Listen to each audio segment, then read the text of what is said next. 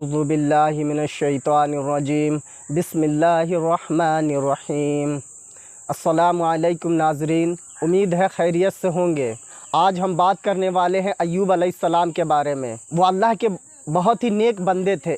अल्लाह ने उनको बहुत ही मालो दौलत से नवाजा था। हमेशा वो गरीबों मिस्कीनों को खाना खिलाते, कपड़े पहनाते, हमेशा अल्लाह की इबादत में मशगूल रहते। मगर अल्लाह ने उनको आज़माने के लिए वो उनसे मालो दौलत वापस ले ली। उनके पास कई सौ घोड़े, ऊँट और हाथी रहा करते थे, सब मर गए।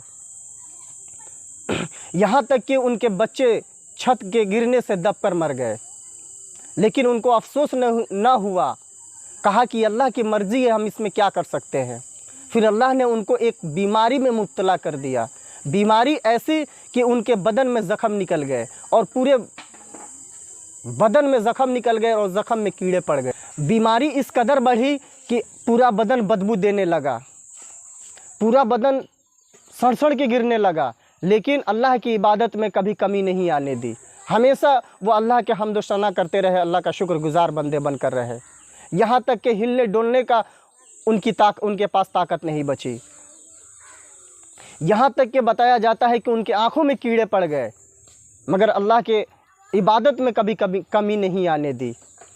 मोहल्ले वाले उनसे नफ़रत करने लगे, गांव से उनको निकाल दिया गया, उनसे सारे रिश्ते नाते टूट गए।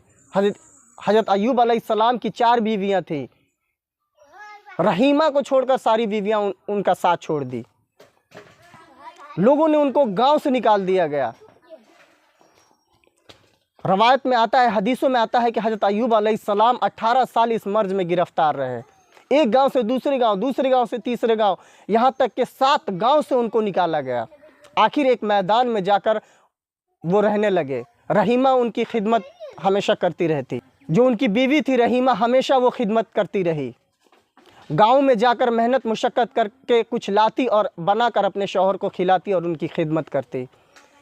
हर रोज़ का ये मामूल था। एक दिन एक गाँव में गई, सुबह से शाम हो गया, लेकिन कोई उनको काम न दिया, ये कहकर कि वो बीमार की बीवी है, कहीं ऐसा ना हो कि वो बीमारी हमें न पड़ जाए। जब शाम हुआ तो मायूस होकर दिल में वो कहने लगी कि या अल्लाह, आज खाली हाथ कैसे अपने शौहर के पास जाऊंगी, क्या उनको खिलाऊंगी।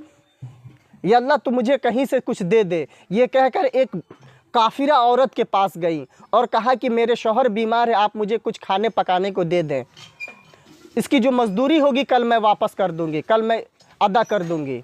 वो औरत जानते हैं क्या कही कि मेरे पास कल के लिए कुछ काम तो नहीं है, लेकिन तुम्हारे बाल मुझे बहुत ज़्यादा पसंद आते हैं, उसमें से तुम मुझे कुछ काट कर दे दो, मैं तुम्हें खाने को कुछ दे दूंगी। ये सुनकर रहीमा रोने लगी और फरमाया कि बीवी, आप मुझे इस बात के लिए माफ़ कर दीजिए, मेरे शौहर बीमार हैं, उनके पास ताकत नहीं है, मेरे बालों को पकड़कर वो उठते, नमाज में उठते बैठते हैं। बहुत समझाया लेकिन वो काफिरा औरत नहीं मानी।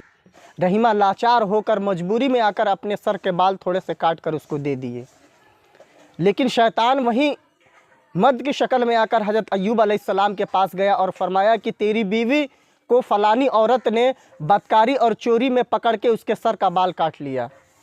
ये सुनकर हज़रत अय्यूब अलैहिस्सलाम काफ़ी गमगीन व परेशान हुए और रोने लगे। बताया जाता है कि अय्यूब अलैहिस्सलाम 18 साल की बीमारी में कभी ऐसा नहीं रोए। इंशाअल्लाह आगे की पूरी वाक़या मैं अगले वीडियो में मैं डालने की कोशिश करूँगा। आप इसी तरह वीडियो में बने रहें। अल्लाह ताला हम सबको कहने सुनने से ज़्यादा अमल की तौफ़ीक नसीब फरमाए।